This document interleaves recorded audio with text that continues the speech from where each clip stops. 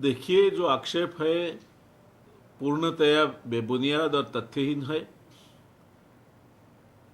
प्रसंग गुजरात दिन के सेलिब्रेशन का था। मान्यवर सांसद को आमंत्रित किया गया था।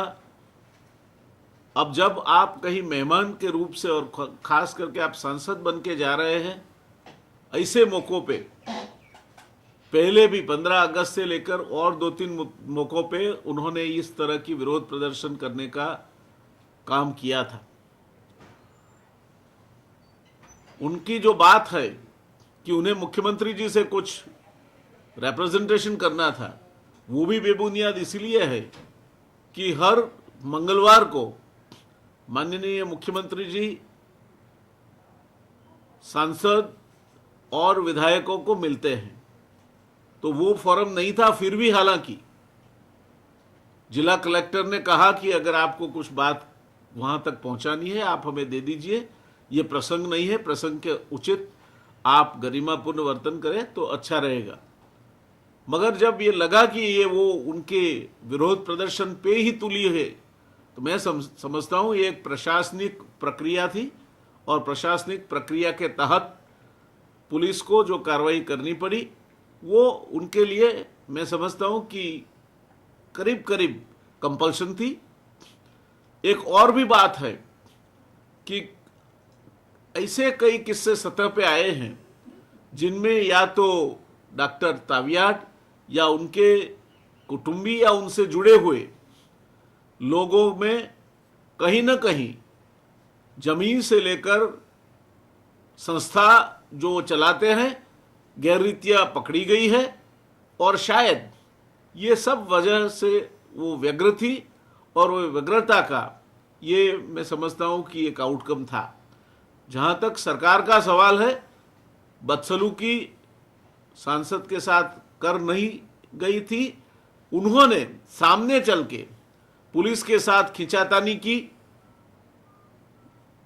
महिला कांस्टेबल के बाल पकड़कर उनको खींचने का प्रयत्न किया, उनसे और भी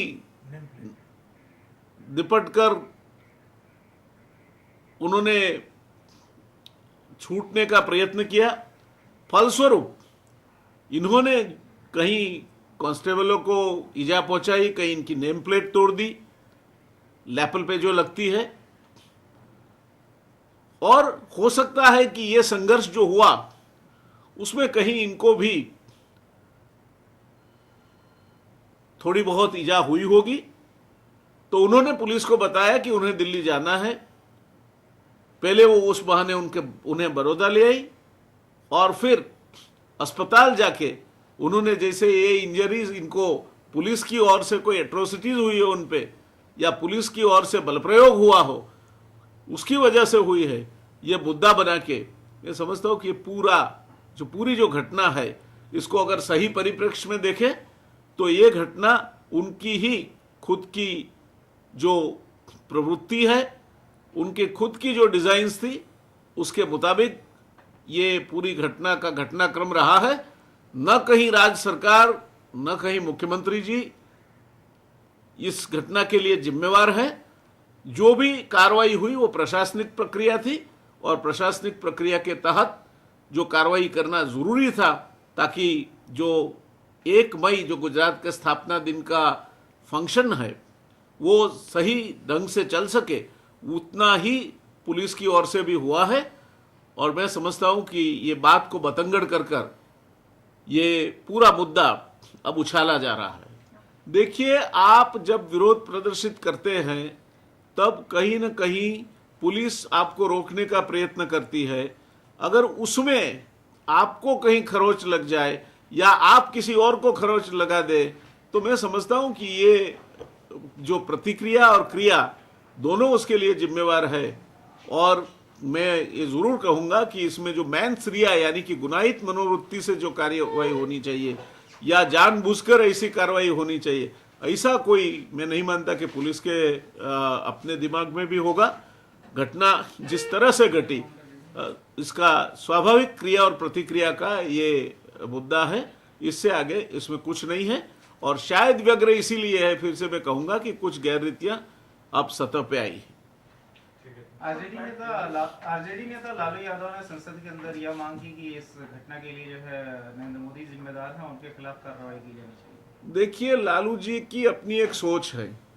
वो बनर्जी कमीशन से लेकर बड़ौदा की मुलाकात तक कब कहां किस तरह विस्फोरित हो, वो आप उसको प्रिडिक्ट नहीं कर सकते। तो मैं समझता हूँ लालू जी हर चीज जो कहते हैं उसके पीछे कहीं ना कहीं राजनीतिक इनका दृष्टिकोण रहता है। मैं समझता हूँ यही एक राजनीतिक दृष्टिकोण की बात है। गैररीतियों की आपने बात की, क्या कुछ स्पेसिफिक केसेस हैं जिसका आप जिक्र हाँ, कई केसेस ऐसे हैं जिसमें कहीं जमीन का उपयोग जिस पर्पस के लिए दिया गया था वो नहीं किया गया है, या तो कहीं ना कहीं और इसकी शासनिक गैररीतियां या फिनेंशियल गैररीतियां पाई गई है। तो ये सब चीज़ों को मैं समझता हूँ कि जैसे जैसे ये चीज़ें सतह पे आती जा रही है तो फलतः ये मैं समझता हूँ कि एक व्यग्रता का शायद ये भी एक रीज़न हो सकता है।